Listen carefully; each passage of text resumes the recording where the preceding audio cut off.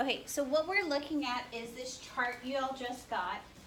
There's three portions to the chart. The first part of the chart says what the event is.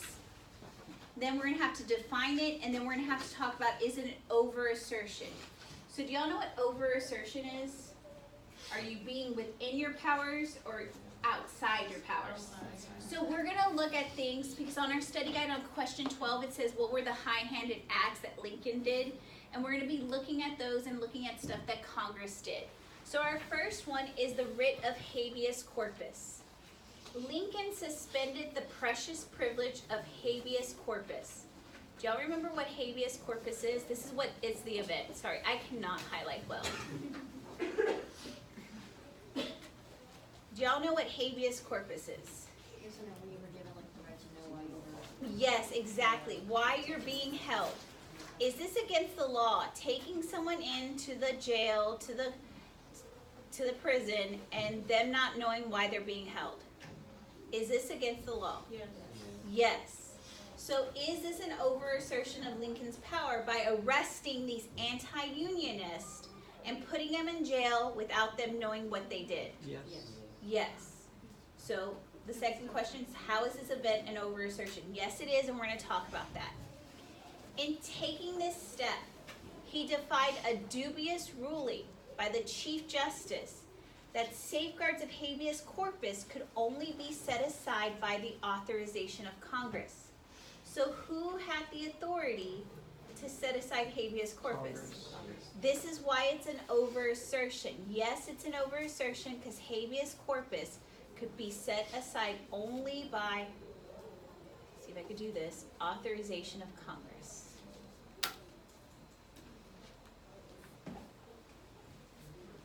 So, what is Lincoln doing to the power of the presidency? He's increasing it. This is why these are those high-handed acts, the bold actions Lincoln did without congressional approval. This is one of them that goes on 12.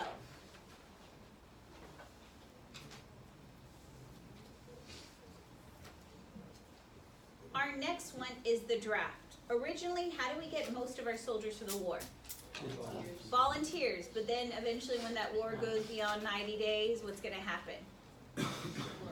Okay, and so we're going to look at this next one. You got it, Anthony? Yeah. Okay. What's going to happen? The gods of war demanded men, lots of men. Northern armies were first manned solely by volunteers, with each state assigned a quota. But in 1863, after volunteering had slackened off, Congress will pass the federal conscription law, which is the first time they've ever done this. And this will happen in every single war after this, that they will come back to this. And they will use a draft, World War I, World War II, Vietnam, except 9/11. The provisions were grossly unfair to the poor. Rich boys like young John D. Rockefeller could hire a substitute by paying his exemption, paying $300. Okay, does Congress have the right to pass this law? Yes. Yes, because Congress has the right to declare what? War. So is this an over-assertion?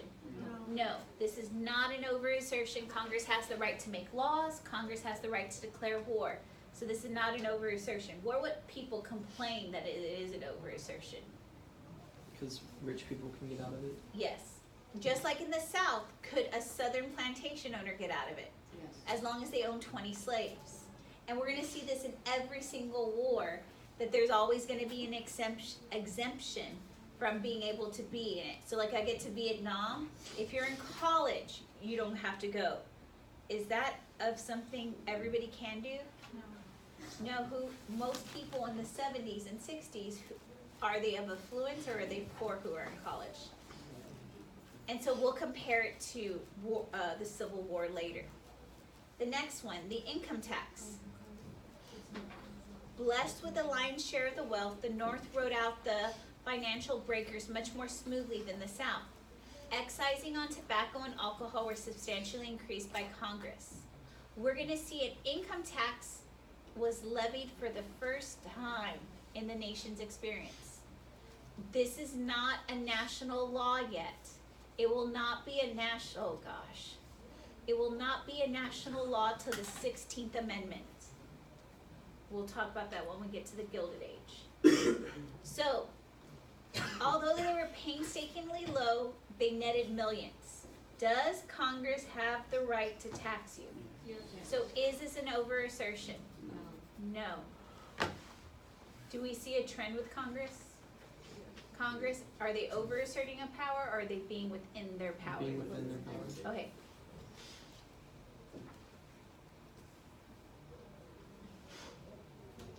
Our next one is the National Banking Act.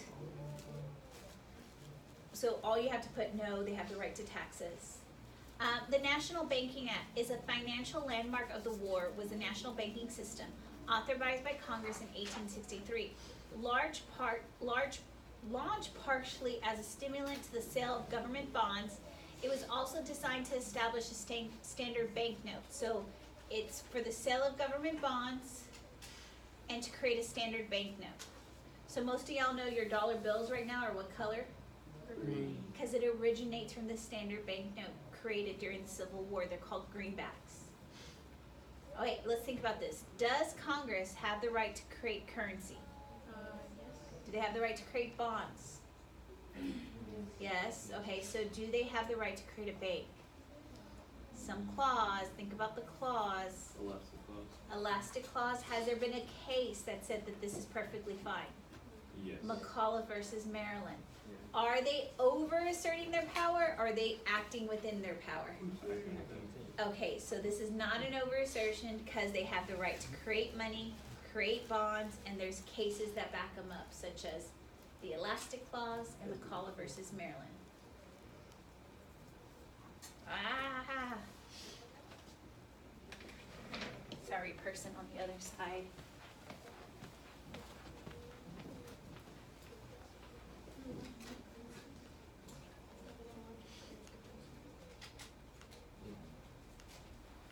Oh, that was, did I highlight that bad? I'm No, sorry. I think the No, I think it computer's was just switching. afterwards, like, kind of When I did- freaked out. yeah. The machine, the Enzo did that one. So which one are we supposed to write down? For which one?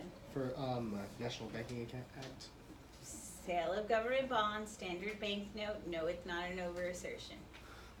Okay? So let's look at the next one, the Morrill Tariff Act. Custom receipts likewise provided an important revenue raisers. Early in 1861, after enough anti-protectionist Southern members had seceded, Congress passed the Morrill Tariff Act, superseding the low tariff of 1857. It increased the existing duties some 5 to 10%. Okay, that's what it did, boosting them to the moderate levels of the Walker Tariff. These modest rates were soon pushed sharply upward for the necessities of war, so the tariff's going to help pay for what? Civil War. The war. Its increase were designed partially to raise additional revenue and partially provide more protection for the prosperous manufacturers. So is this an over-assertion of Congress? No. No, because Congress has the right to do what to you? Tax. So this is not an over-assertion. So again, do we see this repeated trend? Congress is acting within or outside of its powers? Within. Okay. The next one, the Emancipation Proclamation. Lincoln's Emancipation Proclamation, this is what it did. It declared forever free. Will you just push HDMI 1? Just go to the, yeah, first screen. Yay! It declared forever free the slaves in the Confederate,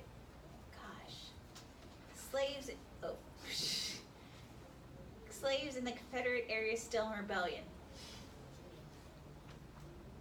The presidential pen did not formally strike a shackle from a single slave, where Lincoln could presumably free the slaves, that is, in the loyal border states, he refused to do so. Lest he spurred disunion, where he could not, that is, in the Confederate states, he tried to.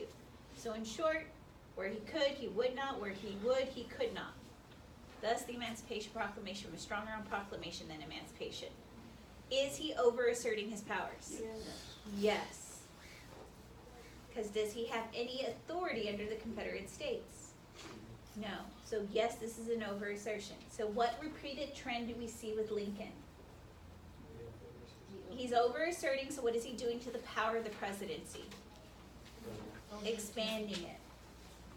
Okay, this next one.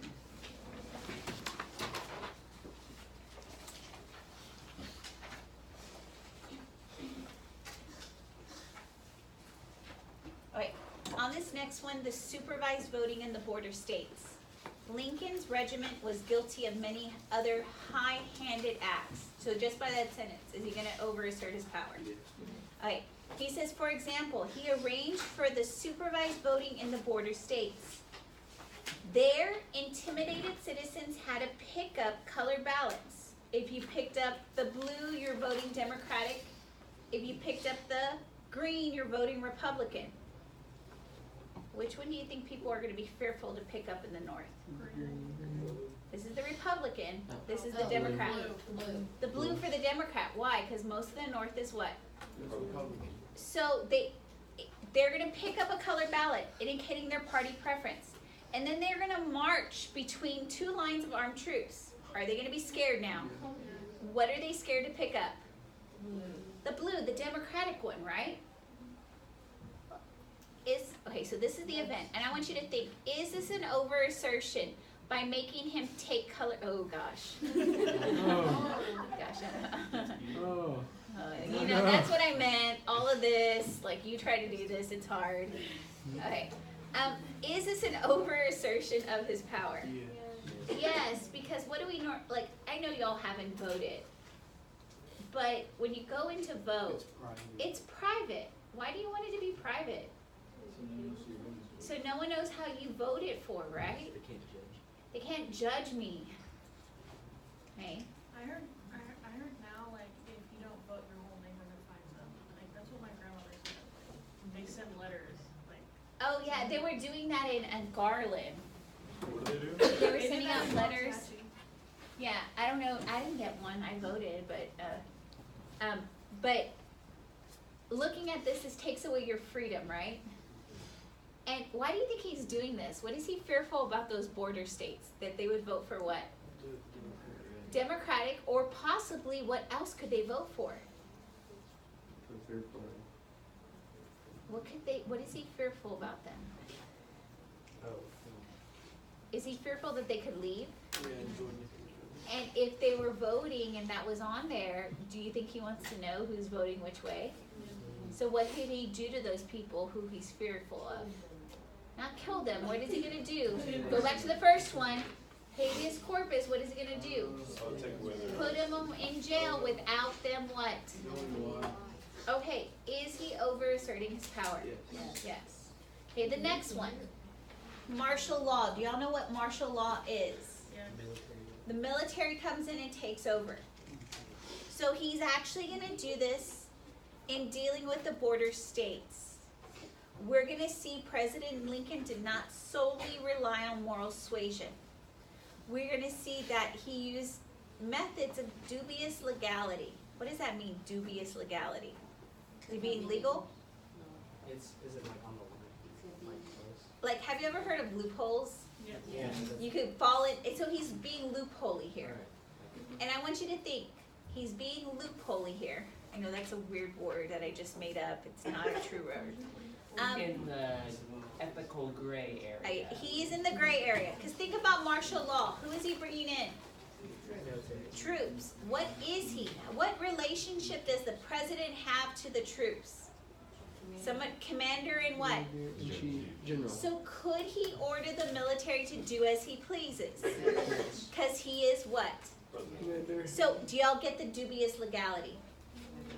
The dubious legality is that he is commander-in-chief. And so what the example is, in Maryland, he declared martial law where he needed and sent in troops because the state threatened to cut off Washington from the north. If Maryland threatens to cut off Washington from the north, what does that mean Maryland's becoming? a Confederate state, and why would he have to come in with the military now to prevent this? Because, like, there would be, DC would be like surrounded almost. By who? Confederate. And what could happen to DC? They get taken over. It could be taken over. So did Maryland want to secede? Yes. And so does he have to use this dubious legality issue here to come in and take it over? So is he acting in an over-assertion? No. No, because he's what? Commander. Commander-in-Chief. So this one, it's a no, because he could send in troops for martial law. But poor Maryland doesn't get to do what it pleases. And from Maryland's perspective, is it an over-assertion? Yes. You already know the next one, blockade. Where was the blockade happening? In the eastern coast of where?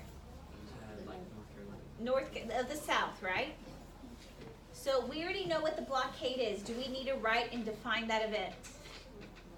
No. We already know what the blockade is because we saw it in Winfield Scott Anaconda Plan. But when the war erupted, Congress was not in session. So Lincoln is going to gather the reins into his own hands, brushing aside legal objections.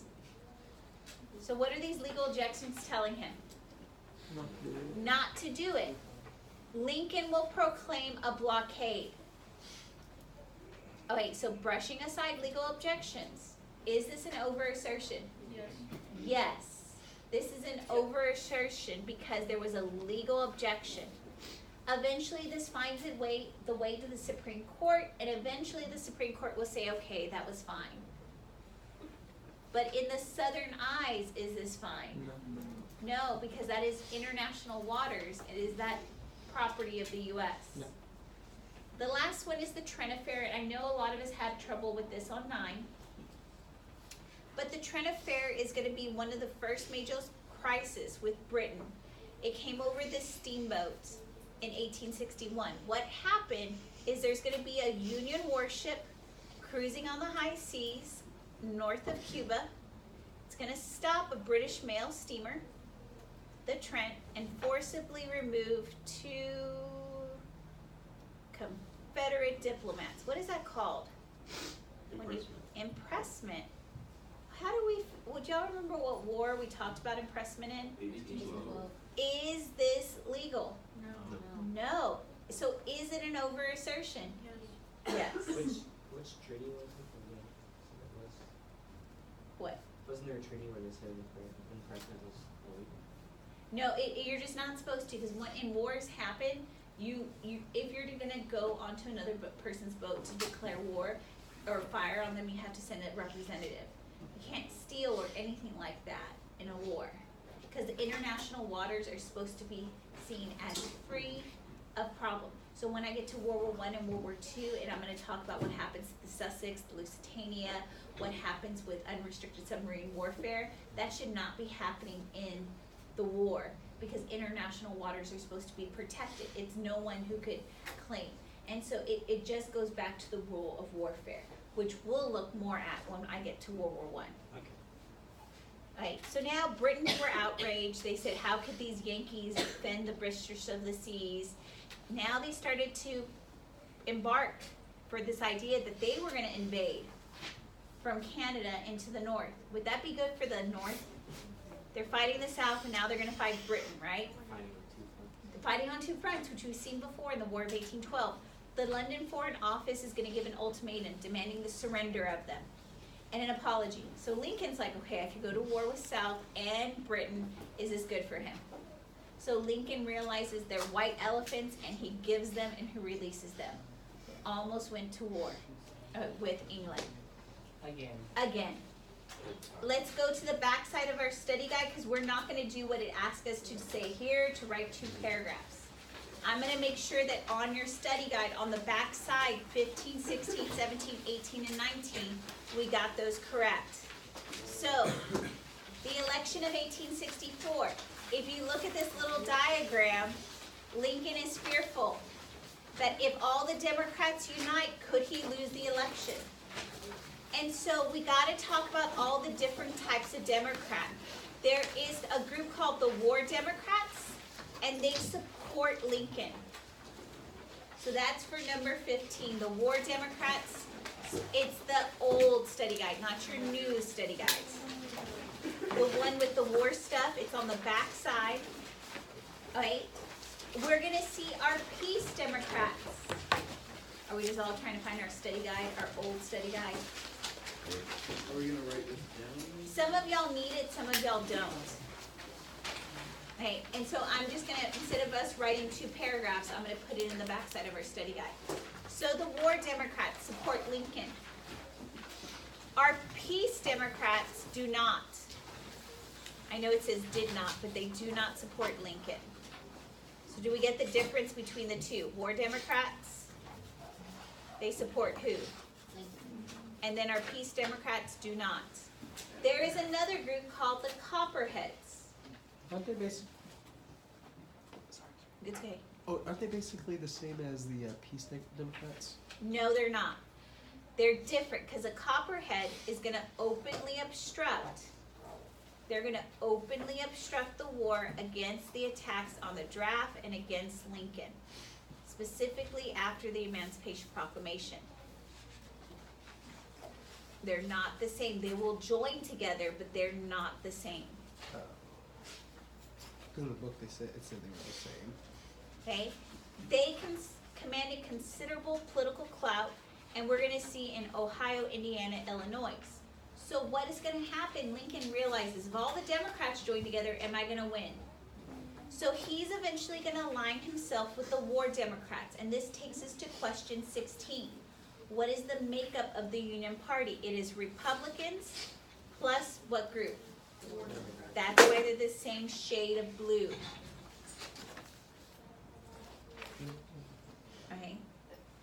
So, in order for Lincoln to win, he has to unite with them, and he's going to have to pick a vice presidential candidate that is what? Okay. So when we look at this, we're going to see the Copperheads and the Peace Democrats are getting tons of people supporting them. Lincoln's realizing, I'm not going to win. People do not like me. They're accusing me of being what's happening to his power. It's expanding because of his domestic policy. And we're going to see they're going to accuse him of killing so many people that he decides in 1864 to pick the War Democrats and create this new party called the Union Party. And he's going to choose his guy, Andrew Johnson, who's a War Democrat. Okay, so who is Lincoln's running mate? Andrew Jackson. He's a War Democrat.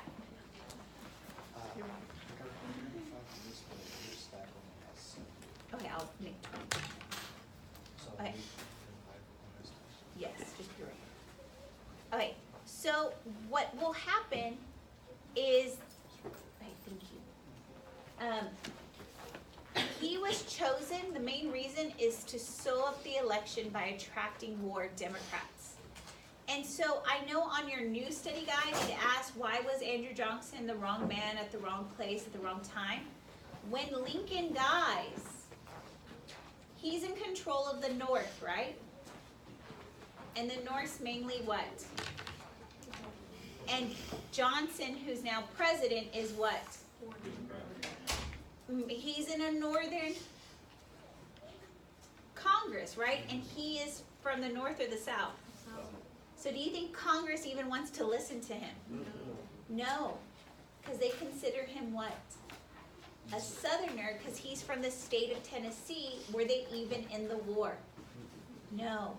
And so that's why he's the wrong man at the wrong place at the wrong time. And that's why Congress is going to give him grief. So we're going to see the Peace Democrats and the Copperheads will come together, and they're going to nominate George McClellan. Y'all know this guy. The perfectionist that led what battles? Antietam and the Peninsula, right? He's going to get people to nominate him, and their platform plank is going to denounce the persecution of the war as a failure. Well, McClellan, you were kind of part of that too, right? So now, who do y'all think is going to win? Because who did they align with? Whatever. And so we are gonna see in this election that Lincoln is able to win, but look at the popular votes. Was it close? Yeah, he wins only 55%, and that's why he feared he wasn't gonna win this election, okay? But he gets 212 electoral college votes compared to 21 of McClellan's, okay? So do y'all understand these political parties now? This is gonna set up Reconstruction, which we'll do later. So we're not writing the two. We're not writing 2 paragraphs. I just wanted to fix your study guide. If you would